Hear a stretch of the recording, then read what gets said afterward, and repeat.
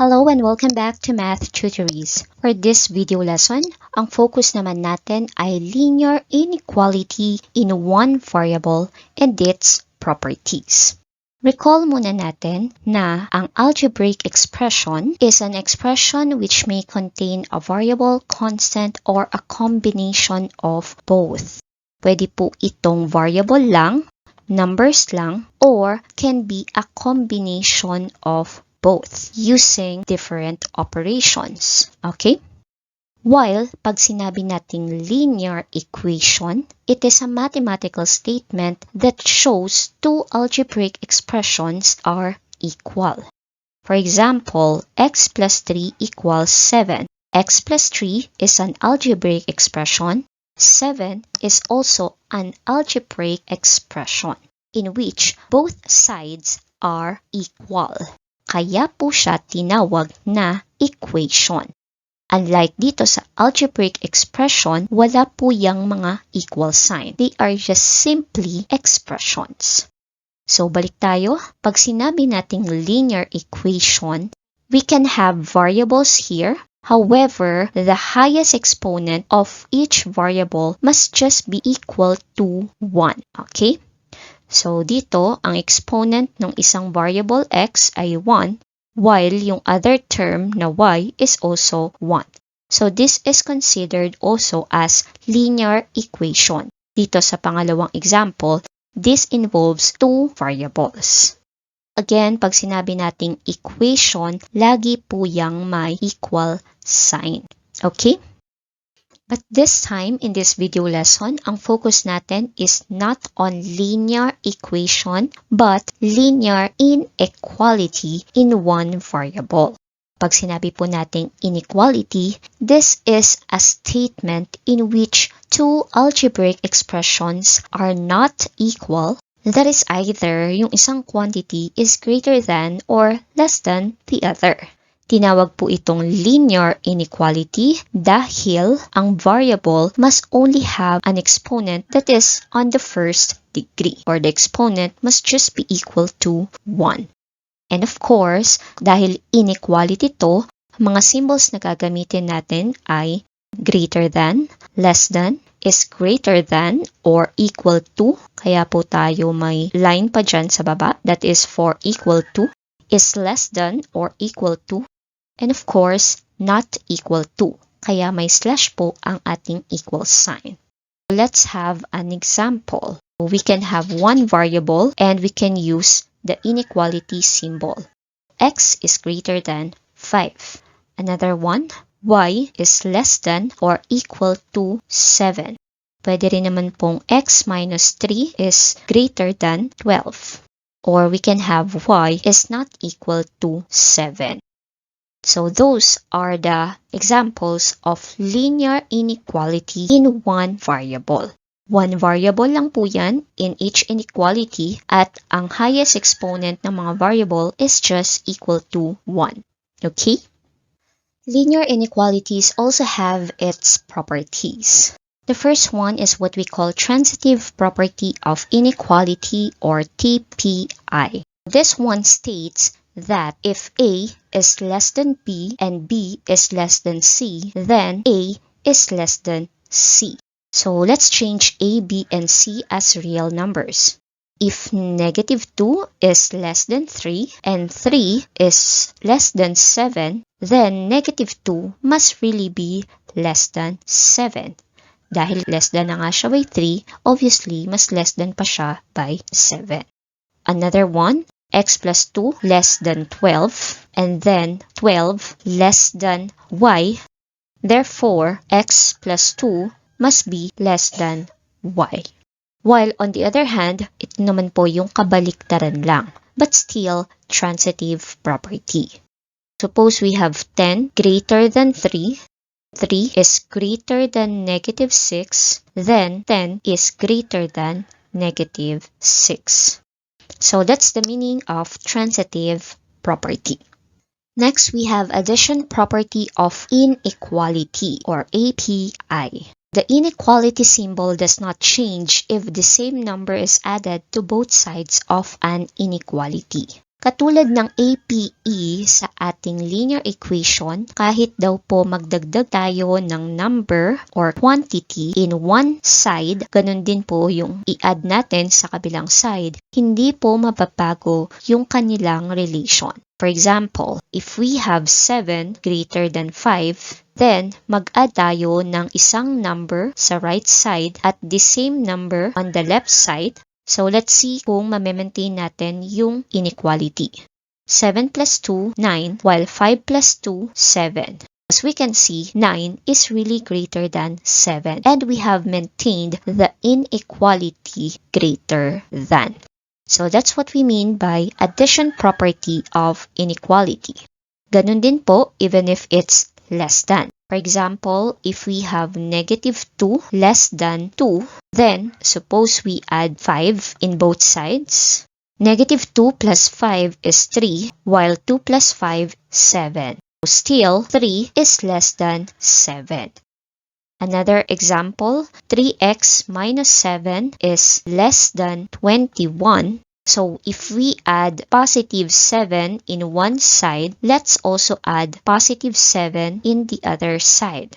So therefore, this will become 3x minus 7 plus 7. Matitira na lang po ay 3x. This is less than 21 plus 7, 28. So that's how we use addition property of inequality or API. Third property is what we call multiplication property of inequality or MPI. Here we have two cases. In the first case, the inequality symbol does not change if the same positive number are multiplied to both sides, whether it is greater than or less than.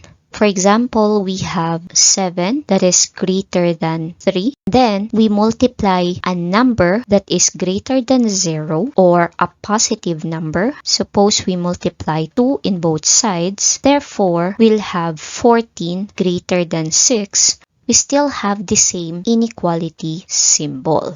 It means that the inequality symbol did not change because we multiplied a positive number. Another example, 2x greater than 12, and then we multiply 1/2 in both sides. Therefore, we'll have x greater than 6. Still, we retained its inequality symbol. So, yan po yung first case, just in case na ang imumultiply po natin ay positive number. Yun po yung ibig sabihin ng C must be greater than 0. Multiplying both sides with a positive number retained its inequality symbol. While sa second case po, if we multiply a negative number on both sides of the inequality, we need to reverse the inequality symbol. So let's have an example. 7 is greater than 5. But this time, let's multiply a number that is less than 0 or a negative number. So let's multiply negative 2 in both sides. So 7 times negative 2, negative 14.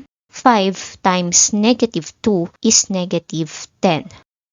Now, if we will retain the inequality symbol greater than, magiging mali na po ang ating given. Why? Because negative 14 will never be greater than negative 10. That is why, based on this, kailangan po nating i-reverse yung inequality symbol. Instead of greater than, we will now change it into less than. And this will now be our final answer. Okay? So, yan po yung ibig sabihin ng pagmumultiply ng negative number. We need to reverse the inequality symbol after performing the multiplication. So, let's have another example. Negative 3x less than 15. Suppose we will multiply another number that is negative. So, let's multiply both sides by negative 1/3. So, it will become x and then negative 5. And now, instead of less than, we will have greater than because we have reversed that.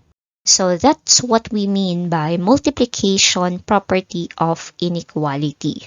Dito lang po tayo nagre-reverse ng inequality symbol kapag nag-multiply tayo ng negative numbers.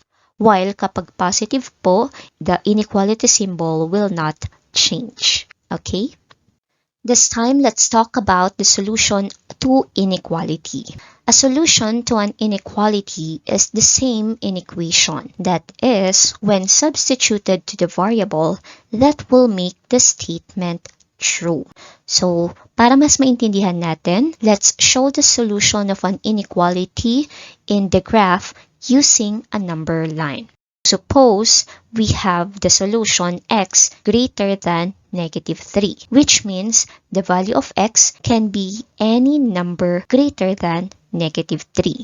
So, kung ito yung negative 3, to show that in a number line is to use this line and an arrow extended infinitely to the right. That means any number na ma-include na extended to the right can be the value of x here. For example, 5 is greater than negative 3. 7 is greater than negative 3. Okay? Another example, x is less than 0. So ito po yung 0. We have a line here. Nag-extend naman po ito to the left infinitely dahil gusto nating ipakita yung mga numbers less than 0. We can pick any number here that can still make this inequality true. We can have negative 6 is less than 0. Negative 7 is less than 0. This is how we show the inequality using a number line.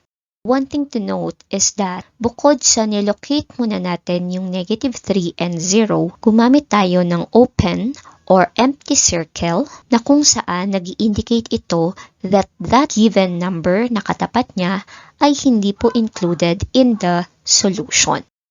So here, negative 3 is not included dun sa solution na value ng x kasi nga negative 3 is not greater than itself. So if the symbol is greater than or less than, open, circle, or hindi po, shaded. Because we will only shade that if we have an equal sign below the less than or greater than symbol. If the symbol is less than or equal to or greater than or equal to, we use a solid or shaded circle, which means kung ano man po yung katapat nun, that is also included in the solution. Just like in example 3, x can be less than or equal to negative 4. Pwede yung negative 4, kaya siya shaded, and then less than that is yung direction to the left.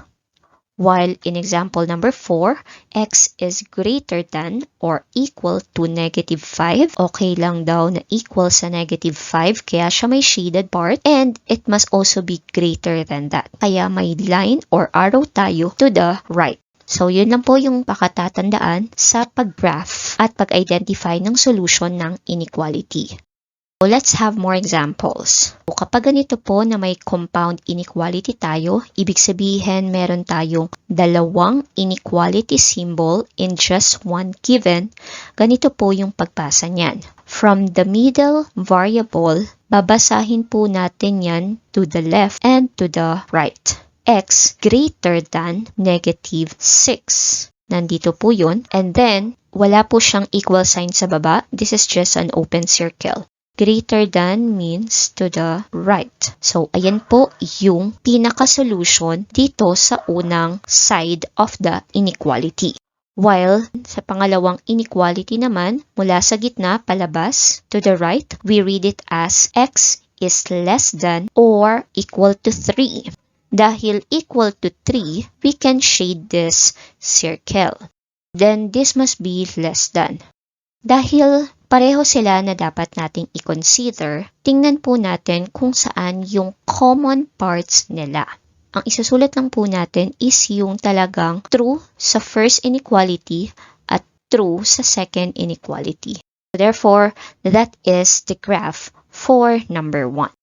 Number 2, mag-start tayo dito sa gitna, palabas to the left side. X is less than negative 4.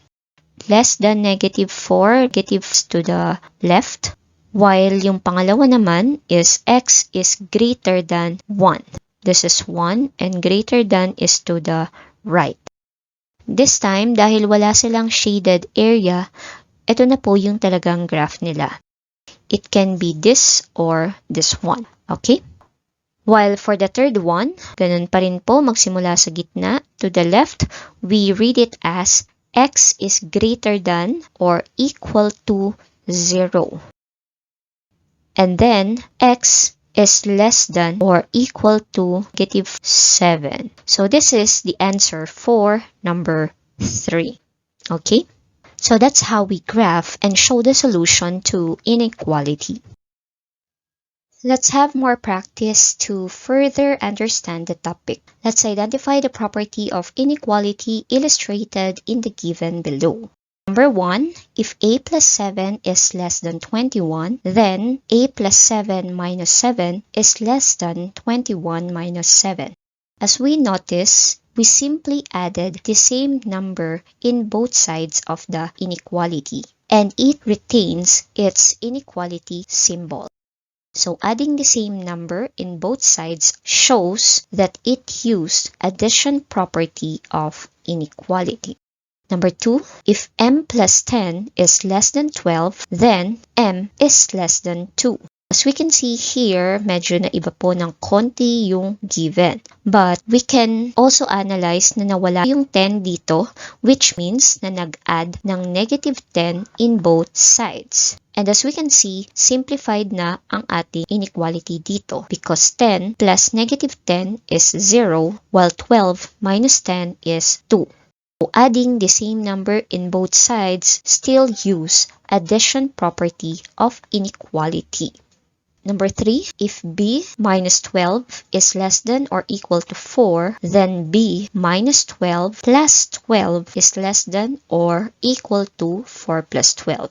Obviously, nag-add tayo ng 12 in both sides. This is also addition property of inequality. While for number 4, if -8x is less than 16 and 16 is less than y, then -8x is less than y. Here, we can see that we have 3 expressions, -8x, 16, and y. Nagpakita ng relation yung first two expression, while yung pangalawa naman is yung second and third expression. Then, the last one is yung first and third expression. And doing this means it used transitive property of inequality. Okay? Those are the properties of inequality.